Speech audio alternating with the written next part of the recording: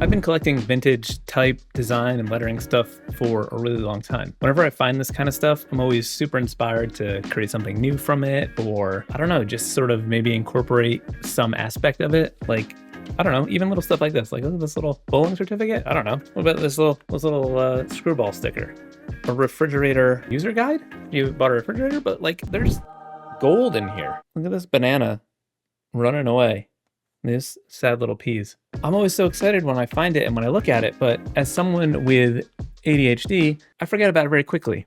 Out of sight, out of mind. I'm all psyched about it, and then it just sits somewhere, and I don't think about it anymore. And then I'm going to draw something, and I'm, trying to find some inspiration. I'm like, I wish there was something that maybe would inspire me. And I have all this stuff, but I forget about it. Anyway, I recently had this idea that I could start taking some of this stuff and converting it into a shapes library that I could access in Adobe Fresco. If you've seen some of my other videos where I talk about shapes libraries, they are pretty amazing. You just bring in some graphics into like Adobe Capture, and then that will convert them into a shape. You just put them in a library, and then when you go in Fresco onto the shapes tool, it's all right there. So I was like, well, I could take some of these little elements and pieces and examples of stuff that I am inspired by and might incorporate in my work in some way, or even use as a starting point. And then when I'm in Fresco drawing, I can just go through the shapes library and find some stuff in there that suits my purposes. The amazing thing about the shapes is they can also be used as vector. So that's incredible. So for something like this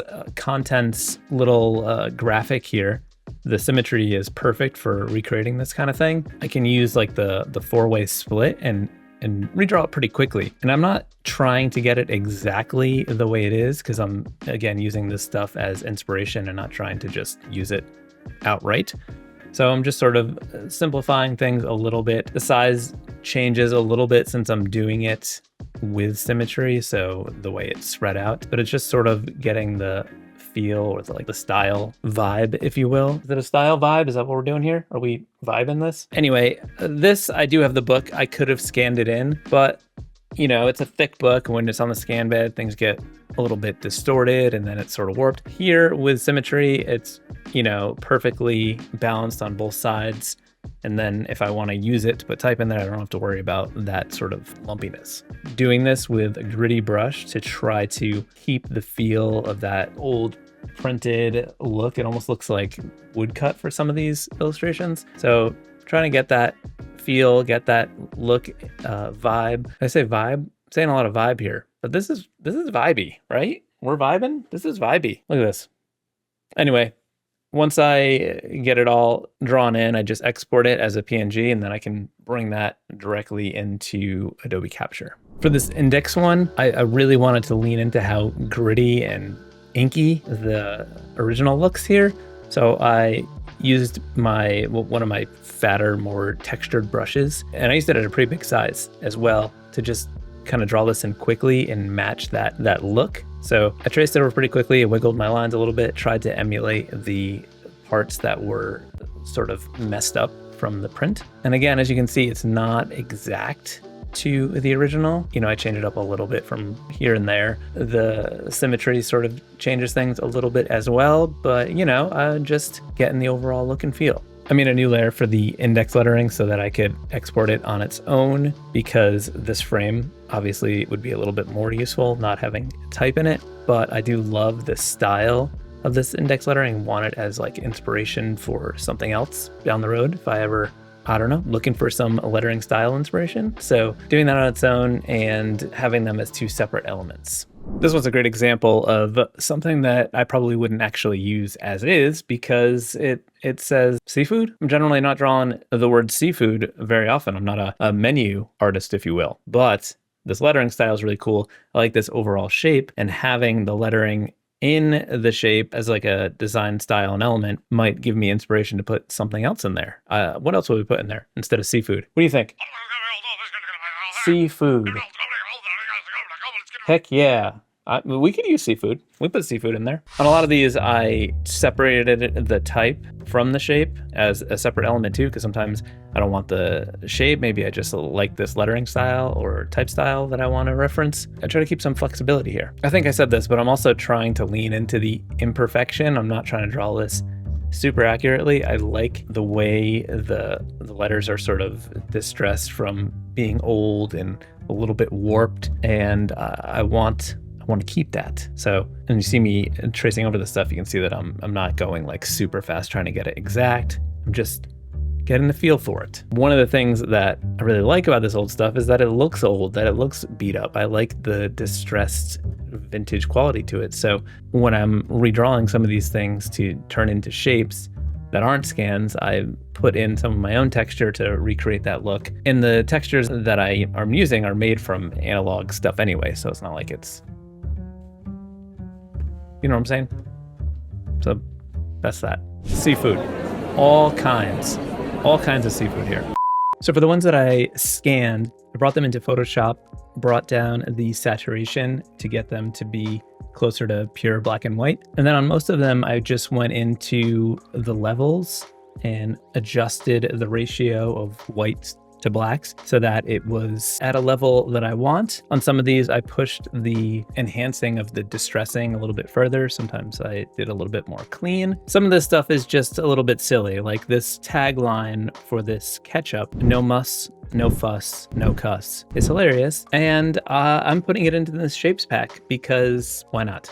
I also liked this little ridged border at the bottom, so I thought that would be a fun shape, but I wanted it to be a little bit smaller and have more ridges for it to be a little bit more useful. So I just sort of cleaned this one up a little bit and then duplicated it and shrunk it down and then cropped it off at the edges so that they would be continuous if it needed to be longer. For some of these, I found it faster to just go straight to threshold as opposed to levels, and that just brings it to pure black and white, and then you can kind of adjust the ratio between the two and fine tune it to get to a point that you want. The reason these need to be pure black and white is because as shapes, they're just going to be one color, so they'll fill in that one color however you choose to do it. This is especially important when they're becoming vector shapes as well, so there can't be like gradations in color. Once I was happy with the final image in pure black and white, I just saved a PNG of that I could put with the other ones from Fresco to bring into Capture when we're going to get ready to make the final shapes library. On some of these, I needed to tweak the alignment a little bit from the scans where, the book got some heft to it or tapers a little bit. It just never perfectly straight. Some of this stuff, I just like some of this weird stuff like this trademark register thing. I don't know. I just like the little bits of printed ephemera from the past, just sort of mix those into things. I just think it's kind of fun to collage in. The is useful in many situations, so that could end up getting used on its own. But the presents, maybe not, but I like the style and maybe I could use it as a starting point for a different word, just sort of a nice thing to have. And then in addition to all this stuff, I did some textures and some of the rough edges of some of these pages, and just to add some extra little grit and texture to bring in to whatever you're making. Well, 35 cents. You might need that at some point. The process for converting these images into actual shapes to use in Fresco is pretty straightforward. All you do is open up Capture and then go to the import button on the bottom left, choose your camera roll or wherever you have your images saved, and then you just choose shapes, and you can adjust this slider a little bit, but if you've already made your images pure black and white, you don't really have to do too much because that's sort of what that does. If you imported a regular image that hadn't been converted, that would have a lot more discrepancy between what happens with the slider. But that's all you have to do. You hit OK and save it into wherever you want it saved. I saved this into my vintage lettering library because that's what I'm working on here, and it just pops right in there. Then when I head back over to Fresco, I go into my shapes tool and that library should be there. I say should because sometimes there could be a little bit of a delay if there's poor internet connection or whatever. Sometimes I find that I'll need to like restart Fresco for them to show up, but they always eventually show up, sometimes immediately, sometimes in a little bit. All right, so it's a couple days later. I may have gone a little bit crazy and expanded this shapes library to over 100 graphics. Wasn't expecting to put that many in there, but here we are. I decided this would make a fun little shapes pack to put on my shop alongside the other packs that I have. I decided to call it the Retro Lettering and Embellishment Shapes Library. It just rolls off the tongue, right? You have something better? I didn't think so. Anyway, I took the pack for a test run and used it to make this promo image for the shapes library, and it was a lot of fun to use. It was a lot of fun to play around with. If you are interested, you could check it out. It's linked below. If you do, and you make some stuff with it, tag me. I'd like to see it because, because I think that's fun. Anyway, you should make some of your own shapes libraries if you hadn't. It is really fun. It is really useful, and let me know what you think below.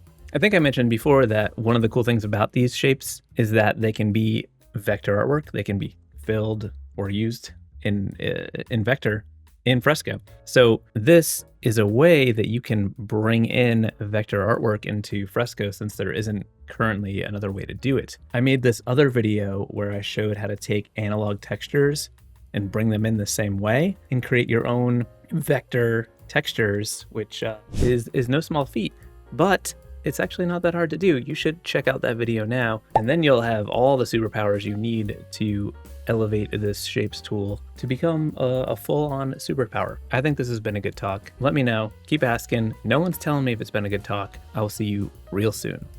Okay? All right, thank you. Be nice. Be nice to everyone. Well, don't be nice to Nazis, but just be nice, okay? All right? Thank you. Okay, good talk. Bye.